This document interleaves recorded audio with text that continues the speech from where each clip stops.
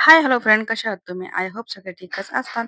तर माझ्या कुकिंग चॅनलमध्ये मी तुमचं मनापासून स्वागत करते. आणि हो फ्रेंड्स, रिक्वेस्ट आहे की ही जी रेसिपी आहे ना, स्किप न करता असंच पुढे कंटिन्यू पाहत राहा. रेसिपीला सुरुवात करण्याच्या अगोदर तुम्ही माझ्या चॅनल सबस्क्राईब केला नसेल तर प्लीज माझ्या चॅनलला सबस्क्राईब करा आणि जेवढं होईल तेवढं शेअर आणि लाईक करायला विसरू नका. तर मी तुमच्यासाठी एक रोज नवीन छान-छान अशी रेसिपी घेऊन येत आहे. तर आजही घेऊन आलेली आहे. चला तर मग वेळ न घालवता रेसिपीला सुरुवात करूया. तर तुम्ही आता पाहिलंच असेल, की हिवाळा आला समजा आता म्हणजे कसं बाजारामध्ये ना, तर खूप छान असे गाजर मिळतात. तर आपल्या म्हणजे डोक्यामध्ये काय येतं, की प्रत्येक वेळेस आपण काय करतो गाजरचा हलवा. हे तर आपल्या डोक्यामध्ये फिटच बसले ना. तर आता गेल्या वर्षी पण मी ही रेसिपी बनवली. पण प्रत्येक वेळेस मी तुमच्या संग काय शेअर करणार आहे? तर मी म्हटलं ठीक आहे, आता गाजरचा हलवा न बनवता काहीतरी त्याच्यापासून दुसरी रेसिपी. आता सगळ्यात आधी मी काय केलं माहिती का? 1 लिटर इथे घेतलेलं आहे दूध. दूध घेतले फुल फॅटचं दूध घेतलेलं आहे आणि त्याला काय केले गरम केल्याच्या नंतर आहे ना, चांगलं म्हणजे कमी गॅसवरती दूध आटवून घेतले, की जेणेकरून त्याचा फ्लेवर आहे ना, टेस्ट आहे ना आणखीन यावा त्यासाठी.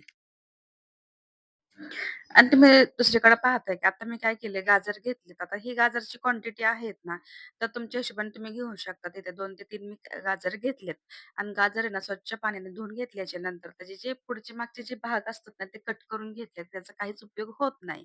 तर रेसिपी खराब होण्याची शक्यता असते. तर आपण काय केले, की दोन्ही साइड आहे ना, कट करून घेतलेत आणि गाजर आहे ना, ते खिसून घेतलंय. आणि तुम्ही इकडे नंतर पाहताय, की इथं मी काय केले, गाजर खिसून घेतले. याच्यानंतर गॅसचा फ्लेम चालू केलाय आणि त्याच्यावरती कढई ठेवून थोडंसं तूप ॲड केले. आता तूप म्हणताना कशासाठी की ॲड केले? तर इथे मी काय केले, घेतले काजू आणि बदाम त्याचे छोटे-छोटे असे तुकडे करून घेतलेत आणि चांगले क्रश म्हणजे थोडेसे असं लालसर भाजतील अशा पद्धतीने मी काय केले, काजू बदाम आहे ना, असं तुपामध्ये परतून घेतले, की चांगल्यापैकी क्रश होतील. तर तुम्ही इथं पाहू शकता, की आपले जे काजू बदाम आहेत ना, ते चांगल्यापैकी ना, मस्त असं लालसर झालेत. आता आपण काय करूया, एका प्लेटमध्ये ना काढून घेऊया.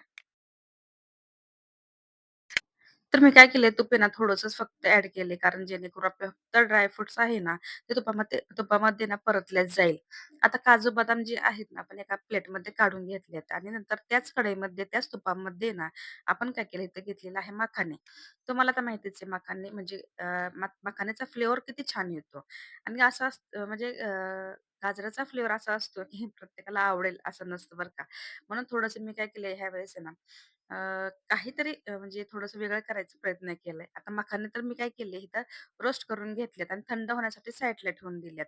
आता मी काय केले थोडंसं तूप ॲड केलं. जवळपास इथं साजूक तूप घेतलेत 1 ते 1.5 चमचा. त्याच्यामध्ये आहे ना, जे आपले आपण गाजर किसून घेतलेत ते इथं टाकले.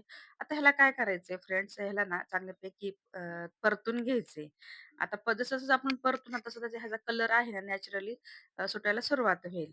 आता जे मखाने आहेत ना आपले तुम्ही इथं पाहू शकता. एक वाटी आहे. आता ते मिक्सरमधून आहे ना फक्त दरदरा म्हणजे अबड असे वाटून घ्यायचे. फाईन पेस्ट काय करायची नाही त्याची. Sorry powder. तर इकडं मखाने जे आहे ना, ते इथे मी काय केले मिक्सरमध्ये काढून घेतलेत आणि इकडे तुम्ही पाहताय, की आपण ह्याच्यामध्ये काय केले आता हे जे आहे ना गाजरचं खीस, ते चांगल्यापैकी भाजल्या गेले आणि त्याच्यासोबतच मी काय केलं थोडेसे शेवाळे पण ॲड केल्यात. तर खरंच खूप ही जी आहे ना, तर खीर खूप सुंदर अशी झाली होती. काहीतरी आपण प्रत्येक वेळेस तांदळाची खीर काही ना काही ते बनवत असतो. म्हणजे ते रेग्युलर झालंय हो. प्रत्येक वेळेस काय करायचं, काहीतरी हटके वेगळ्या पद्धतीने केलं ना, आपल्या घरच्यांनाही सरप्राईज होतं आणि खरंच एक रेसिपी बनून तयार होते. तर आपलं जे गाजर आणि शेवया आहेत ना, चांगल्यापैकी परतून झाल्यात तुपामध्ये. आता आपण काय करूया, जे दूध आहे ना, तर पूर्ण 1 लिटर घेतले मी. अजिबात कमी काही वगैरे केलेलं नाही. कारण जेवढी मला क्वांटिटी हवी ना, म्हणजे म्हणजे पुरेल एवढी, त्या पद्धतीने इथं मी घेतले. ठीक आहे. आता ह्याच्यामध्ये मी काय केले, तूप आहे ना, जेवढं आहे तेवढं ॲड केलंय. आता हे सगळं काय मिश्रण एकसारखं करून घ्यायचं आणि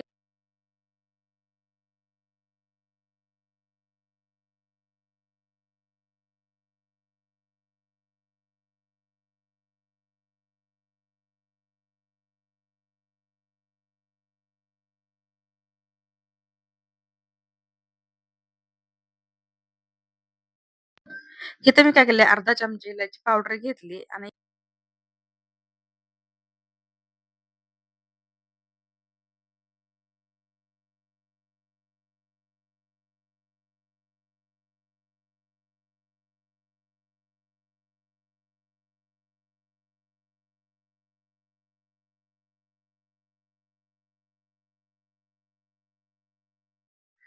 तर आपण ड्राय फ्रुट्स ॲड केल्याच्या नंतर आता हे तुम्ही पाहू शकता कन्सिस्टन्सी एकदम परफेक्ट झाली आहे आणि तुम्ही जसं पाहताय, की जसं मी जी उकळायला सुरुवात झाली, की ते शिजायला पण तयार व्हायला लागली. कारण त्याचा